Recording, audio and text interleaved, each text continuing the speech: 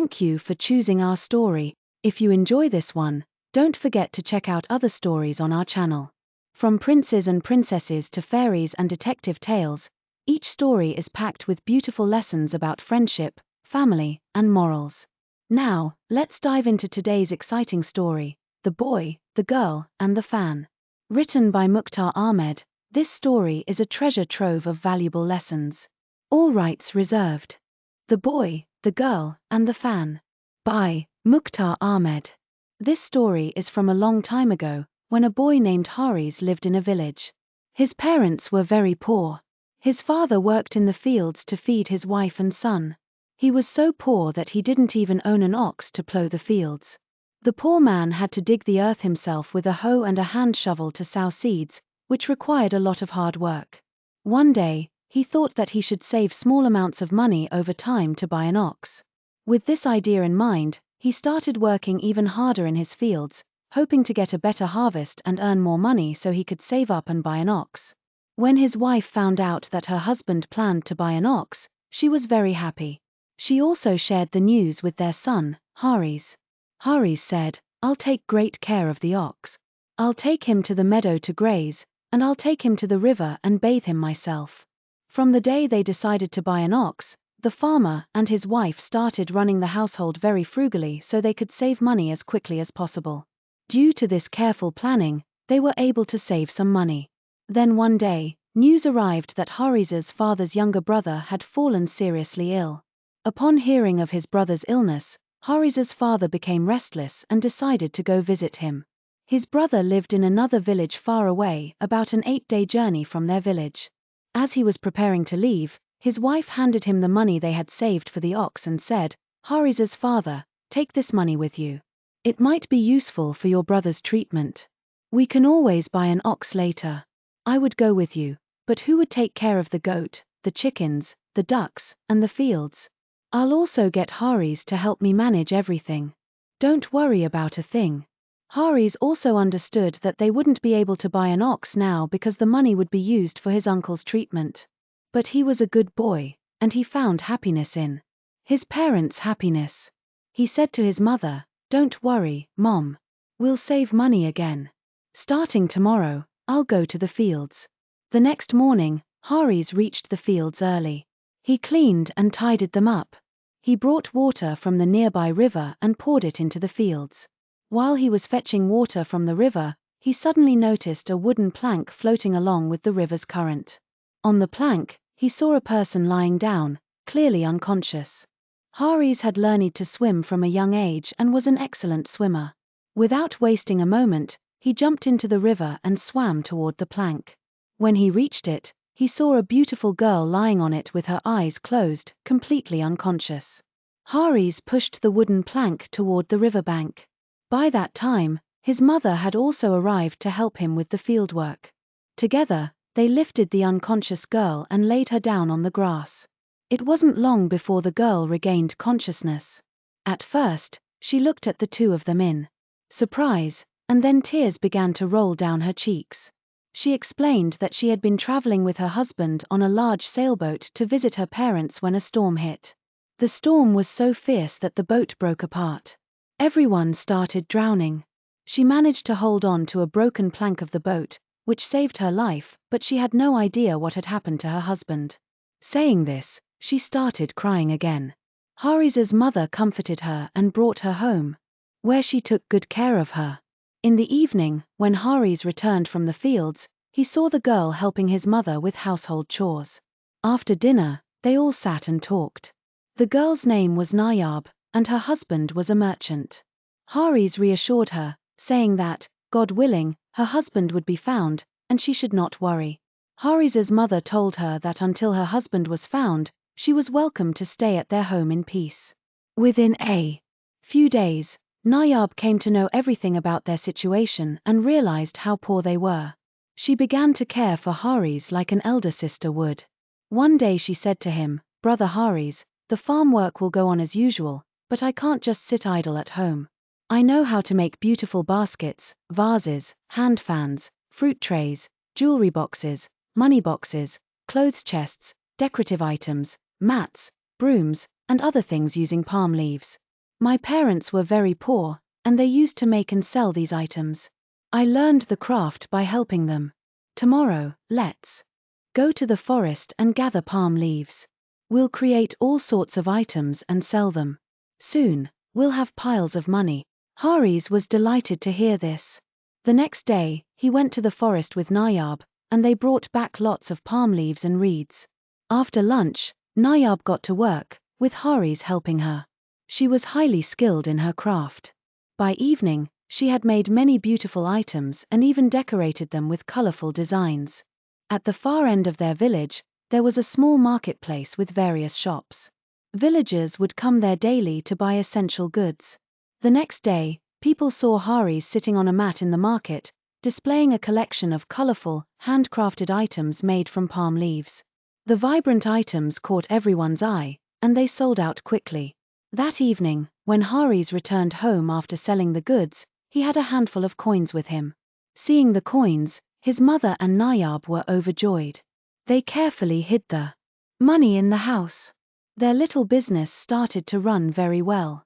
Around that time, a spring festival was announced in the nearby city. This festival was attended by the king, queen, their children, nobles, ministers, and people from all over the country. The festival lasted a full 30 days and had attractions for people of all ages.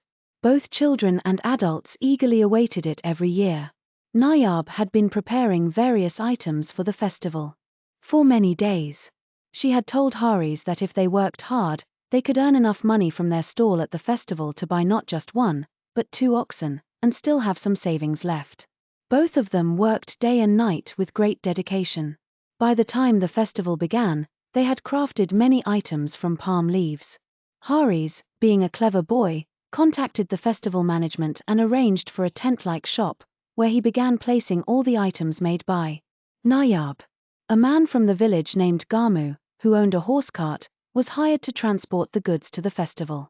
Haris also asked Gamu to drop him off at the fair every morning and bring him back in the evening during the festival days. One evening, just a day before the festival started, Nayab presented Haris with a beautifully crafted hand fan. The fan was decorated with sparkling colors and had tiny golden bells sewn along the edges. When it was waved, the bells produced a soft, melodious jingling sound that was very pleasant to hear. While giving the fan to Haris, Nayab said, "This is for you. Take it with you to the festival and keep waving it there. Even if someone offers thousands of gold coins for it, don't sell it." Haris was thrilled to receive such a lovely fan and took it along to the festival.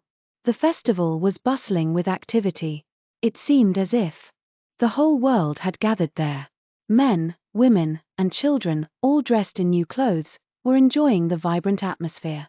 Haris took out all the items from his tent and displayed them outside. Some people came just to look, but many others bought the items happily. Whenever there were no customers, Haris would lovingly take out the fan made by Nayab and wave it gently. Several people tried to buy the fan, but Haris firmly refused every offer. Haris had noticed a young man who kept appearing near his stall again and again. His eyes remained fixed on the fan, but he didn't say a word. The young man looked well off and from a respectable family, but something about him made Haris uneasy. Haris had gathered a good amount of coins by then, including a few silver ones. He started worrying that the suspicious young man might try to steal his money. This thought made him more alert, and he hid the pouch of coins under his knee. As evening approached, Gamu arrived with his horse cart as usual. Haris quickly packed up his goods, tied the tent with a rope, and set off for home. At home, it wasn't just his mother who was waiting eagerly for him. Nayab was even more anxious. His mother was happy to see the jingling pouch of coins, but Nayab didn't even glance at the money. She asked eagerly, "Brother Haris, did anyone try to buy the fan?" Haris replied, "Not just one, many people wanted to buy that unique fan. But I didn't give it to anyone. I remembered your words, that even if someone offered thousands of gold coins, I must not sell it." Nayab asked, "Do you remember the faces of the people who wanted to buy the fan? Was there someone among them with long hair, big black eyes, a fair and rosy complexion, and about a head taller than me?" She raised her hand to show the height. Haris placed his finger on his cheek and began to think. The young man who had been eyeing the fan fit her description exactly. Just as he was about to reply, there was a knock at the door. He went to open it, and moments later Nayab heard him say, "Sister Nayab, a gentleman with long hair, big black eyes, a fair and rosy face, and a height a head taller than you, is standing at the door." Upon hearing this, Nayab rushed to the door. The moment she saw the young man, she broke down in tears and hugged him tightly. Haris stood there stunned, watching the emotional scene unfold.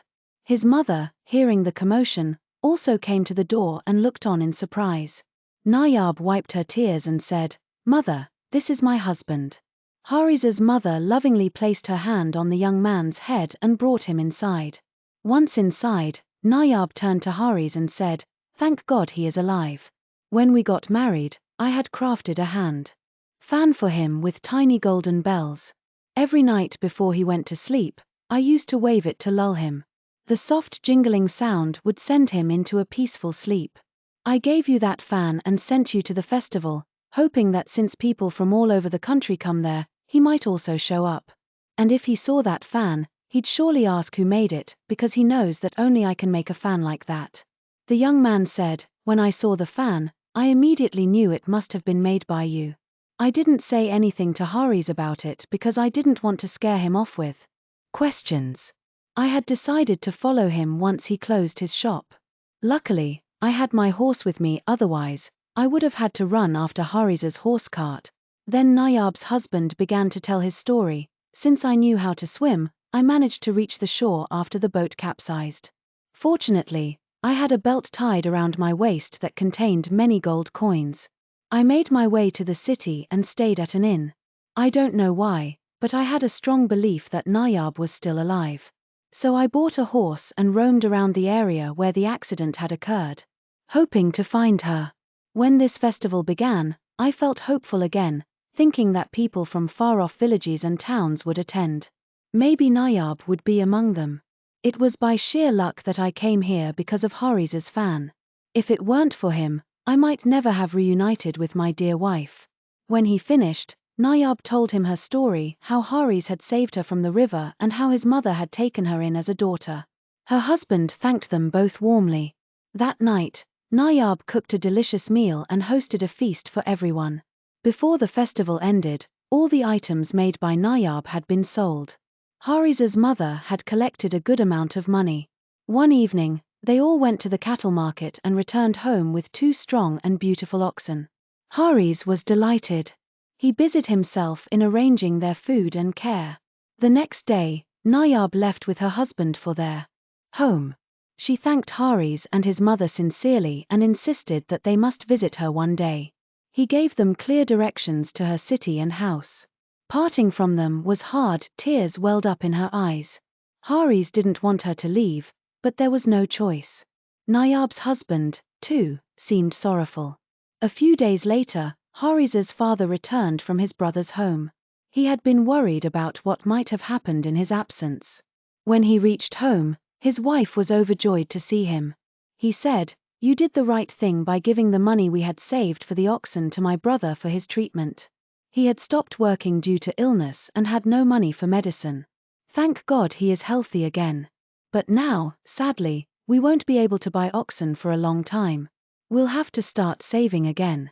His wife replied, "You don't need to worry about that now. You helped your brother, and God has rewarded us in return." Just as she finished speaking, Haris entered the house with both oxen. He had taken them to the river for a wash. His father was astonished to see such fine, healthy oxen. His wife told him the entire story from beginning to end. After hearing it all, Haris's father looked at both of them in amazement. He was deeply moved, realizing their days of hardship might soon be behind them. After finishing the story, Haris's mother fell silent. Haris then said sadly, "Mother, I miss Sister Nayab so much. When will we go to visit her?"